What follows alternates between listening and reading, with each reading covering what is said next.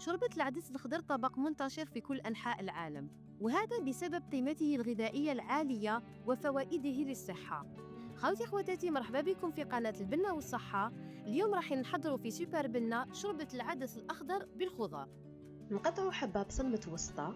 أنا اخترت البصل الأحمر لأنه قمة فيما يخص الفلافونويد اللي هي مضادات الأكسدة. لما نقارنوه مع البصل الأصفر والبصل الأبيض، البصل الأحمر يحتوي على 11 مرة أكثر من مضادات الأكسدة، وهاد مضادات الأكسدة تحمينا من الجذور الحرة اللي تسبب أمراض القلب وبعض أنواع السرطان. نذوب ملعقة زبدة في ملعقتين زيت الزيتون حتى لا تحترق ويسود لونها.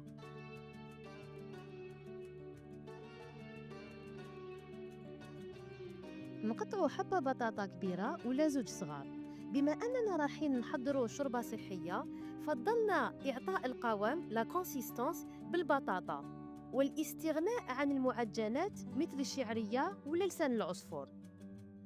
كي تذوب الزبدة نقليو فيها البصل ونسكرفجو فوقو 3 سنات ثوم. زيادة عن الذوق، الثوم راح يزود الشوربة بمضادات الأكسدة، الفيتامينات والمعادن. غنى مكونات هذه الشوربة وطريقة تحضيرها يعطونا طبق مغذي وصحي، ويساعدنا حتى في مكافحة بعض الأمراض المنتشرة. راح نكتشفوها مع بعض، خليكم معايا. نضيف حبة جزر مبشورة ونقلبوا المكونات على نار هادية. بفضل البيتا كاروتين اللي موجود في الجزر راح نتحصلوا على مادتين مهمة جدا في صحة عينينا، وهي اللوتيين والزيكزانتين. راح تتراكم في شبكية العين وتحميها من الإجهاد التأكسدي. والفائدة الأخرى تاع البيتا كاروتين اللي نذكروا باللي لونه برتقالي، راح يحمي العينين من الأشعة فوق البنفسجية لي زولترافيولي. إذا حبيتوا تزيدوا في فوائد هذا الحساء، تقدروا تضيفوا حبة طماطم في الوسطى. أنا استعملت ملعقة من الطماطم المركزة. نجوزوا الآن للمكون الرئيسي تاع الوصفة. نضيفوا 2 كيسان عدس خضر نكونوا بللناه لمدة ساعة. العدس الخضر قمة فيما يخص التغذية، الفيتامينات، الألياف والمعادن كلها موجودة فيه بكثرة. دوك نرجعوا لهم بالتفاصيل. نضيفوا كذلك البطاطا اللي قطعناها، نتبلوا بالملح، الفلفل الكحل، الفلفل الأحمر، الكمون والقزبر اليابس، ونضيفوا 3 ورق رند. نقلبوا مليح المكونات ونمرقوا بليتر ونص ماء يغلي. خليونا نرجعوا الآن لفوائد شوربة العدس الأخضر. يحتوي العدس الأخضر على نوعين من الألياف، الألياف القابلة للذوبان والألياف الغير قابلة للذوبان. الألياف القابلة للذوبان تمتص الماء وتتحول إلى جل اللي راح يبطئ عملية الهضم ويمنحنا بالشعور بالشبع، مما يساعد جدا في الحمية. والألياف الغير قابلة للذوبان ما تمتصش الماء بل تساعد في العبور المعوي، الشيء اللي يمنع الانتفاخ ويمنحنا بشعور الراحة. تحافظ على صحة القلب لأن العدس الأخضر له مستوى عالي من البوتاسيوم اللي يساعد في تقلص عضلات القلب، ومنخفض من الصوديوم اللي يرفع ضغط الدم.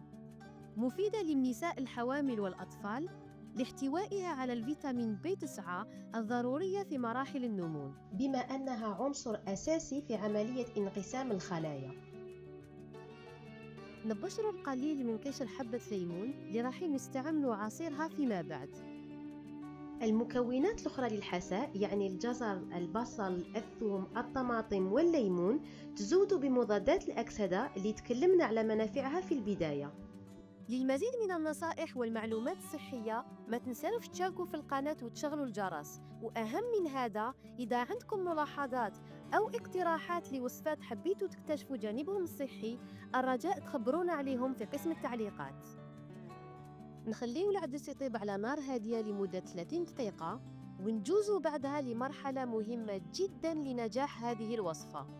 حتى نعطي القوام اللازم للحساء، نرحيو كمية منه لتفادي استعمال المعجنات التي تحتوي على الجلوتين والسكريات البطيئة، وبالتالي نحافظ على الطابع الصحي للحساء.